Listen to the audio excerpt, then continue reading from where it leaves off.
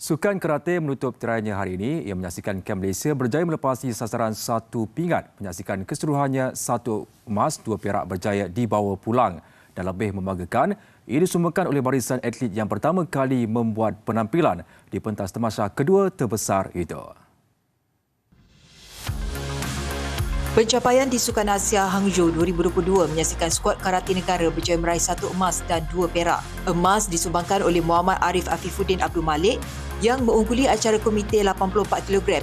Juga emas ke-6 buat kontingen Malaysia dengan kali terakhir Malaysia meraih emas adalah 2014 di Incheon, Korea Selatan.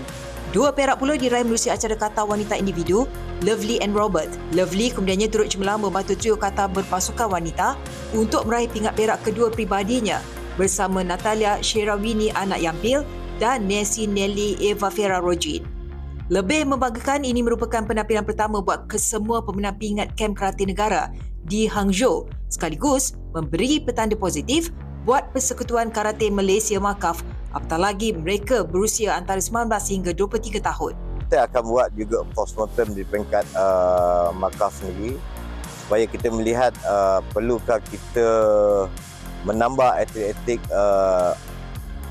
pelapis yang lebih dan juga atlet-atlet yang kategori yang kalah ni supaya kita tambah atlet yang lain supaya dia dapat sparring bersama dan yang terbaik akan terpilih untuk kejohanan yang akan datang. Malaysia wait for his historical medal from long time, about 3 or 4 generation. Malaysia didn't achieve the gold medal. I come to Malaysia since six months before. We worked hard day and night, and maybe some of reporters was angry from me. He trying to make interview, say, please let me focus to give you this medal. Kejayaan satu emas, dua perak di Hangzhou juga berjaya memperbaiki pencapaian satu gangsa yang diraih pada edisi 2018 di Jakarta, Palembang. Dalam pada itu, atlet Jim Rama Negara Eng Joy terpaksa akur menutup tirai Sukan Asia Hangzhou 2022 di kedudukan ke-11 daripada 23 finalis acara individu all around semalam. Bermula dengan disiplin gelung, olahragawati kebangsaan 2022 berkenaan mencatat 28.800 mata. Bagaimanapun, Joy mengumpul mata tertinggi menerusi disiplin kegemarannya bola 31.550. Diikuti disiplin belantan dengan 27.700 dan terakhir ribbon 28.200. Menyaksikan Joy yang beraksi dalam kecederaan mengutip 116.250 mata keseluruhan di tamasya ini. For the last week before I come to Asian Games, I injured my back and my ankle. Okay, so I show you this part.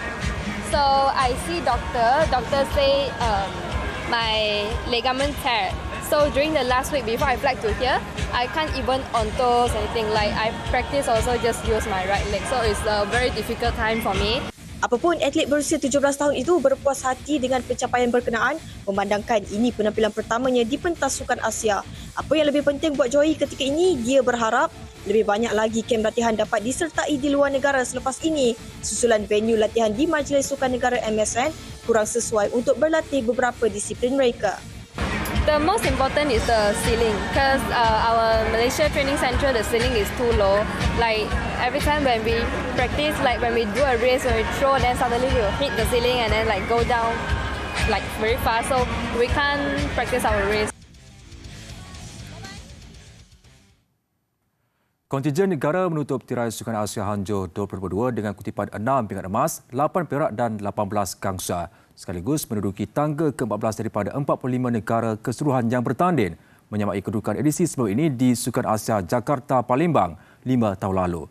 Wajar diberi tumpuan beberapa peningkatan dikenal pasti yang dipamerkan barisan atlet sepanjang tamasya ini yang bermula 23 September lalu.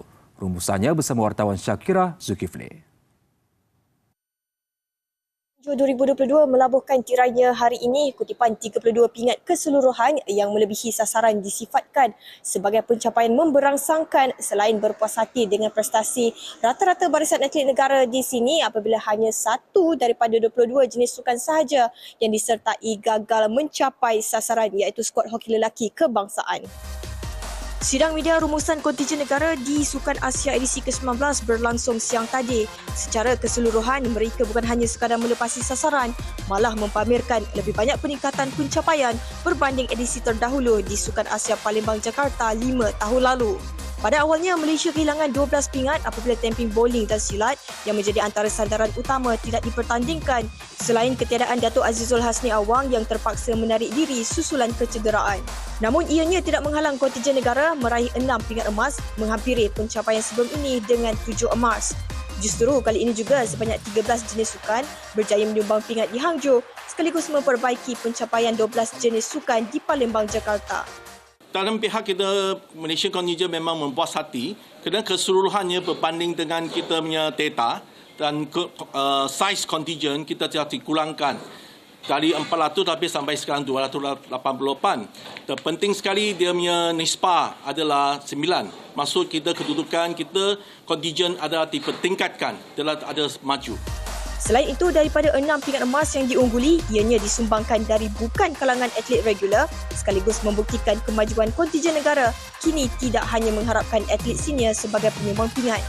Di mana seramai 20 orang atlet muda negara berusia bawah 23 tahun berjaya membawa sekurang-kurangnya pingat gangsa dari bumi Hangzhou ini. 6 pingat emas yang didapati ataupun 32 pingat emas ini satu benda yang saya rasa sangat baik, mandakan tema tadi dua sukan utama yang menyumbang pingat tak ada kali ini. Ya, betul. Dengan Datuk Azizul tak ada.